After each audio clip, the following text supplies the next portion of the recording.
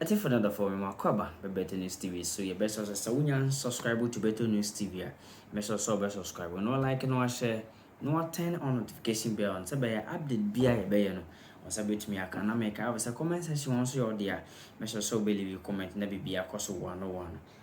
And some of the brand and some are no shenano I ram ye pa na sa and some way the tear I know shenano remedy ye say a abo NPP for. Could you believe, say, Mahama called the tower Accra na papa na the nsem the breakdown and answer what the nsem be up to ja efa one promiser or babeye I woman MPP for after the 24-hour economy. Nsem be na ekoso wo Ghana nurses and midwife and I say midwife association omo registration no say I increase from 500 cities ekohefa ubetini nyina wo na nsem so na course of parliament enam krono ba MPP aban ebo mo menko tie na nsem we wunya no ba bia se beto no steve menko tie mra na ene mrasa badwafie eho eye testy papa ni nyina ene sai wo man Ghana wiemsie njirabia e de ababetudwa se upeso tu kwan Afri Ghana ha ekọ amanane a wayan krata nyina wie bibia ye kama watwa tiketi awie a yama opase sa kọ no na watua $20 esan e de aka ho eno no eye aban no edea na no ena asebi kopie mu ewo mrase badwafie na ematamale south mrase badwani owura haruna idrisu ebra bi twamu wana na waye minority leader edit to just say ebra bi aso ye ewo se ye twe eye kwaku ofori asiama tutu eba mrase badwafie no baba yi ne ho anu tetetetetetetea sa charge no efri hen ane bae why na de bae why na kate eye airport for se wonye seska no esa se Ghana ha no ye wo mra bia ye friend Fees and Charges Act samra no eda ho na de ayi airport eye no etia eto mra meyi ano ye ntensem a owura yi ede atodwa public importance because what authority does the Ghana Airport Company have to impose fees and charges? And is these charges consistent with the Fees and Charges Act approved by the Parliament of Ghana? So, Mr. Speaker, I've seen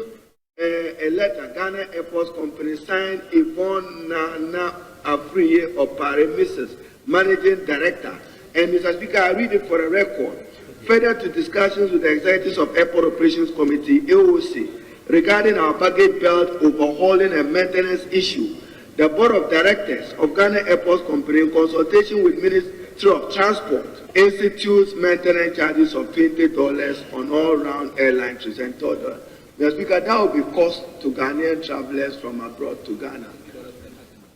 Yeah, $20 on all-round air trips and $10 to be charged one way.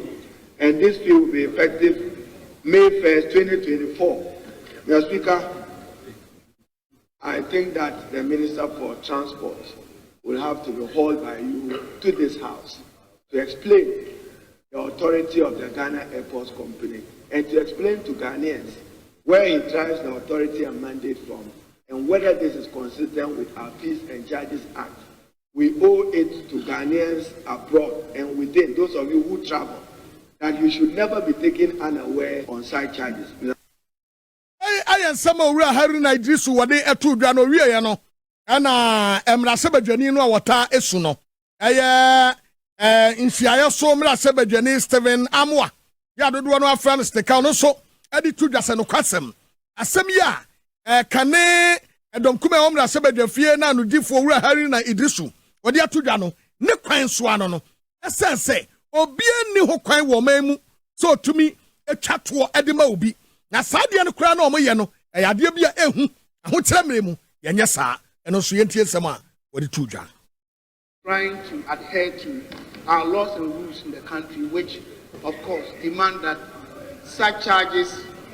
of course need the appropriate legal and policy approval, which we all support.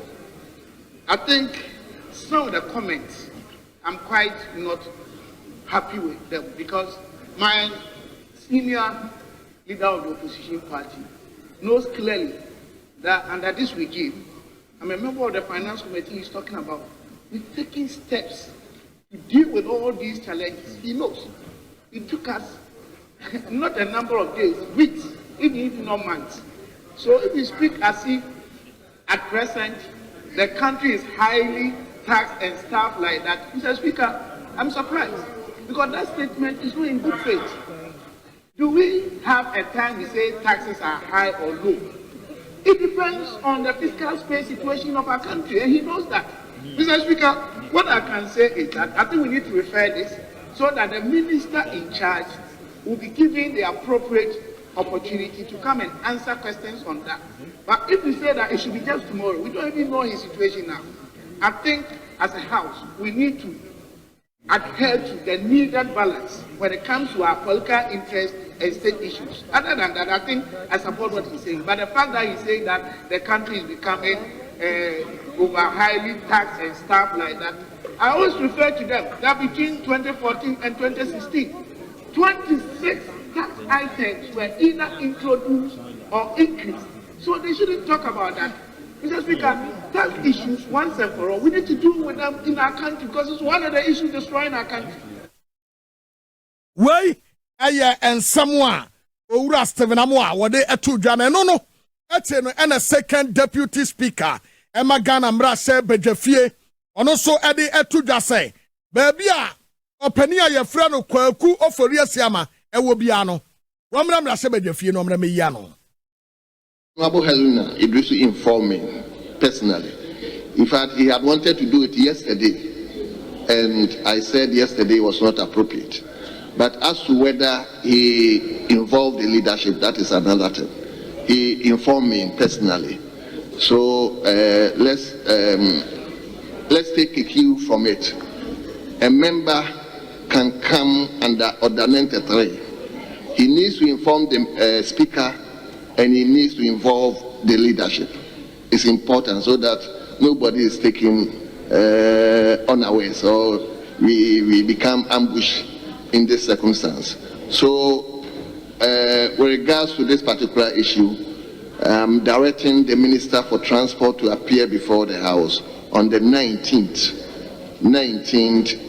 that is next week, Tuesday, to come and address this particular issue because the airport company cannot sit by themselves and say they are increasing charges, fees and charges on their own. So that is my directive. Please, let's carry it out. 19th, the Minister for Transport should appear before the House to respond. Atwaswana yadiani chiremu awo ayabuno apwe mantemu na yadu wana setachimai ayokropon nankasemu aniyedu amanebo yansa akane se suku ba kwa aya Roman 4 square se aya ntwaso school edin ade Mount Carmel Senior High School ese mbankwa na eko school na ayiro wosam se school no mofra no te se aduane no anya ade omunya aduane di ewo school okra se ndru akra na manebo yete se ne se nkwadai aduane abrofka se fa ne sapa no te se nwumira aduane no omanya bia ndio omde ayokuma yemukom saa na se ekokodae enam sayo so mesen nsem se de ka kwano headmistress opanyi oda school na no akirem se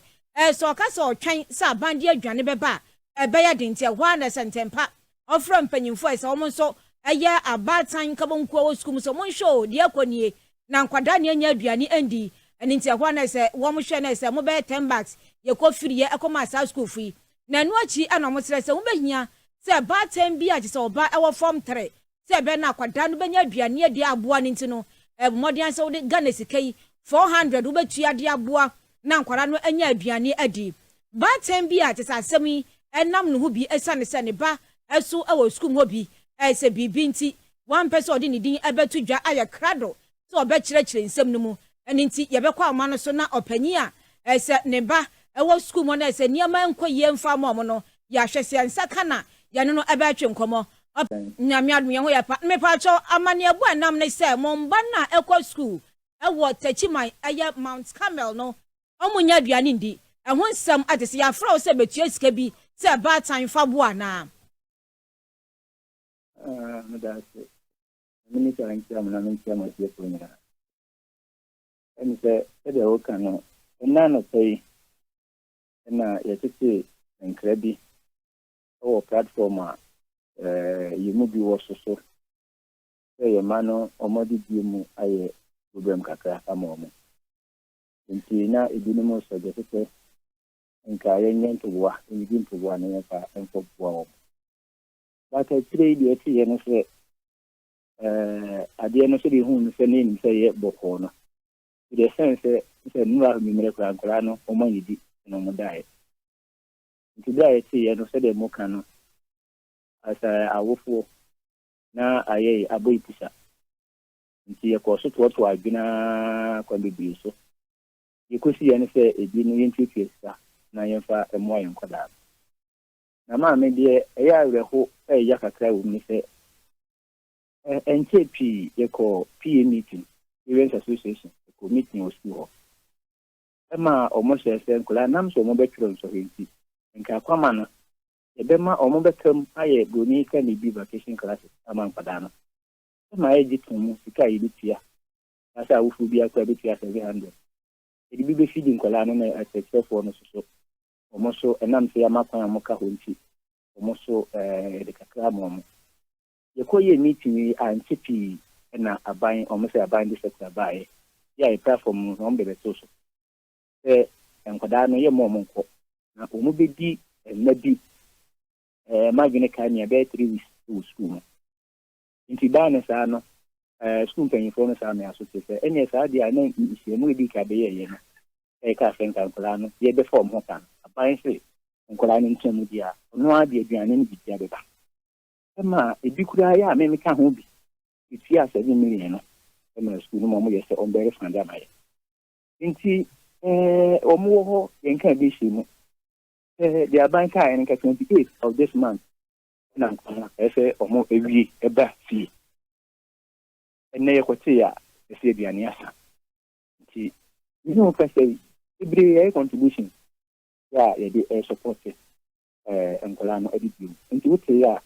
na ne ekoso ho no mpanyi fo mbetini akobisa ho no de ye kan no enye no kra me ba ho ne na kasa ama ni mpanyi fo bi akasa the sense say ni manu ye dia ne ko ma akada no so nti ma me wote ya na de ekoso ho ho e fa ye man ho ye me no yo na mabusa sa dia esi andro akire yi no eno no nia edi kan a esi wo school ho ana se we no ayade a etasi se aban aduane o so de koma nkwada no e wo school no enkwantam nti ata from brano emma mu didi sika ekwabu ana yebi na eno ye edi kan a me fa ne se NPP ni se nkwada no anidi omo eso mo ko dan no mo nya aduane ani bi this the first time I say mati bi tax aduane asa no ye ndidi to ana say ye ndoneti me de yade a ye kan eye ye committee ye kan ho asem ye tutua ye 200 cedi ye tie contribute to support it the friend of food feeding support we do it so we say we phobia we sumo ana te phobia we sumo no be kan kora yade a tie nti apart from sankwara no enya aduane ndi no bibi foforo bi aya challenge kasia eno nso nkwala no efesi o made suamu a ne san se free senior he ya kwasu dodo na na kyeresa ban kwantimi ye ene nti anka o makwan na abatan ye betimi aboa no emboa enso bepoma ne no enya de aban age atumu wo hwe de kwasu ya eyade a eboa se aban kwa betimi abibia ade ama school nkwada no e wo school ho ana me said them big kan school even ebra na awofo tueska e hwe o mama no na ye fi pay ni kura no ye wo PTA ya ye support ya site say tua no ye sign support e bi omo bi adan e bi timi eye enoma bibiri e de bo school no nti na ho aban se wo ye fi assistance me hu ye si ho kwan still fast and betimi aye in place they can't see ya ne omusi ensemo parents association ho nanka ye yin to boa kakra boa enke ye But na dia I who ne say edu ba bia abana ye agin senka ye so ni mu no edu ba bia ono so me hu se de mi finka no wo ba no aba bia de nkola ni hia nyina eco school e de ma wo mo na se sa akoye te se ese ni PPA mo aye de support no kra na hu hia we were in reality ubeko school no mu no school ni na wo challenge school ni na every school no problem but minimum de nka wa wo no adeso aso a ye hu ne se wo hia mo ese so mu no na wa wo san ba I don't know omo politicians na ta question obi so omo na bet say dem tia duru ba bia omo eso mo hunu PTA no eso faso ana mo e de boa omo na ho hia se ese ye support omo no omo na bitimi a kire because e wo ho ase de nka wo kan nka de ye eti enka nka ene ko ya ye bitimi support e de aye ene me ne wo ka say PA no parents association no adonate wo de mu misa asechefo no panifo na wo ho no o me kan kiro wo de adonate $10 of rice e de akoma ye kan say nkola no ya me hu ni say enu mom na SHS o mo le lion e de bitimi afidi nkola no na ne etina media nyam yo panyi yabada se wanya bra no wa kire mu dia nkwada no afemu ekoma eduomo che se nsam no bi kura kire se school ni dia te se okoma osa omo fa no kwesa ne se okoma duomo ye mama se omunya adaje kura nsua de na no so wate hu bibia na o so panyi afia ho no so yabada na se onya bere education mu bi okay my management member secondary school no you know challenge is problems no you do baby ya kataso that you will serious telling okay nti mo Friday meeting come provided say mun declare identity meaning you can send dispensation you woman okay nti you always welcome all right eja ya beda so papa so nya bere na woni yan atwe nkomo eni amuti aye baten a ne baso ekosukuu ewo Mount Carmel Girls Secondary School senior high ewo aye tachimai na se aduane a school no enyandi ndura se nkwada oba school pa na besa akwada no ede kompa kwakete so akwakwada na ba town ti fie didi na se emu owerom nti na se aban na behia so be makwan na ba tan na aboa school no nkwada no na timi akonkan aboa ye nyina yeda so ewo mu masua emuna enkomo no ebi efa owura John Dramani Mahama Community Day Senior High School si a we share say waye hu adwuma no na olman ede atudwa say twedi ampada Roma woba ade ba kon wo be ne say community bia ye wo secondary school wo ho edada na wo mo asase tama eso no obesi Community Day Senior High School ni bi ede esi ho enti yamfa sahwi so secondary school ana sahwi so sectech say no what the e-block ni bi ede besi ho wa bra sahwi so secondary school a omuye placement system no afena aban no eba be place we anya school no Community Day Senior High School ne de enkwada no a ewo community ho no a omo pese omo kosa school ni bi no obema ho kwan na omo akọ wabra sa placement no emma me wurum owura John Mahama achirem. We're going to put in more community day schools so that children are able to stay at home and go to schools. So in Accra, big cities like Accra, the regional capitals, we already have secondary schools that have extra land. And so what we'll do is we'll put an E-block on that land and create a separate secondary school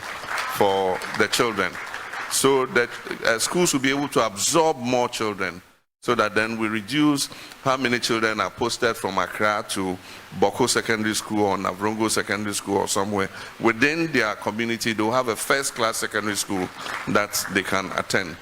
And for the beginning, those schools will be allowed to recruit from the area. They won't be put on the CSSP, the computer placement. And so if you're a parent living in a certain community, if that school is completed, you go and apply for your child, and your child is enrolled in the school so that he stays at home and goes to school every day. John Dramani Mahama wanam kwaso awoba esan eto asubiem say Professor Mil Sapenso the idea be by a friend school and the trees. See a year free ho. Was a sadiano, that's so ho. Emma school says send me asking the baby beno. Now a bar, obey year free ho, said your moshas, Told every district assembly, every year we want you to take out 2 schools and the trees and to build 4 CHIPS compounds. The rest of the money you can do whatever you want with it. And so adding what we were building from the budget, including what the district assemblies were building, by the time we left office, we had built more than 1,800 new schools, where formerly schools were under trees, and we had built more than 4,600 CHIPS compounds across the country, because we have 260 districts. And so imagine each one is building 2 schools per year. For 4 years, that's 8 schools. And if you multiply 8 by 260, you can imagine the number of schools for every year. So that's 16 CHIPS compounds by 260. You can imagine the number of CHIPS compounds we'll be able to build. We'll realign this kind of budgeting and expenditure so that we can take out more of the schools and the trees, and then also build more CHIPS compounds. The CHIPS compounds have become very important because it takes health to the doorsteps of the people. You can't build a hospital in every village, but I can have a small CHIPS compound with a health worker there. The health worker is able to treat small sicknesses like typhoid, malaria, and those kinds of sicknesses. Way ayan sama owura John Dramani Mahama Ghana man penia akatuna bro wo betre ba nya so ene yatana kama ya twaso na yadaso awo ayai kama mpeni samda ode to Ghana fo nyina anim na mampani John Dramani Mahama ade atodwa biom akirem se nei wo hwehwe asua bia headquarters ankran ha ene wo the ministries no ni nyina ankran ha ya ena egugu ayise no ama nkran agba peso na sama yakura ne se bia wo ba nkran ministry bia baba yade na wo hye da nim nkran ayi ena se odu se nkran na wo se wadu wani so to sa enam so ma se Ghana bia sori a me ko nkran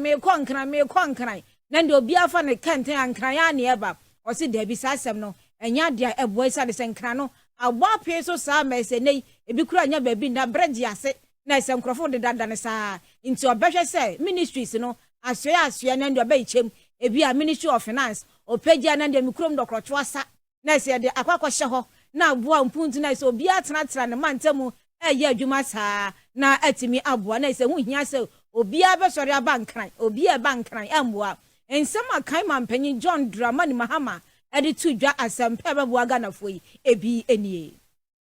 are looking to decongest Accra. And so when we come into office, we're going to undertake a feasibility study to move some of the government agencies and the ministries outside the city so that we can free up more space and reduce the traffic congestion in the system. So some of the ministries, some of the government departments, agencies, we will move them outside Accra, not too far. There will be a highway between that place and Accra. We can even put train services between so that you can just board a train and go do your business and come back. And so na no ayan sama kan mampani ade tudwa eno so ebeboa se benese enkran no nipa embom peso nchene so na sa sadin wo konkomu no sa pepe na nkran enti obetitim na atimi aboa yanto aswe na ye mo enwura enkomo no ba bi a ayede no yenwura ho na de tie ni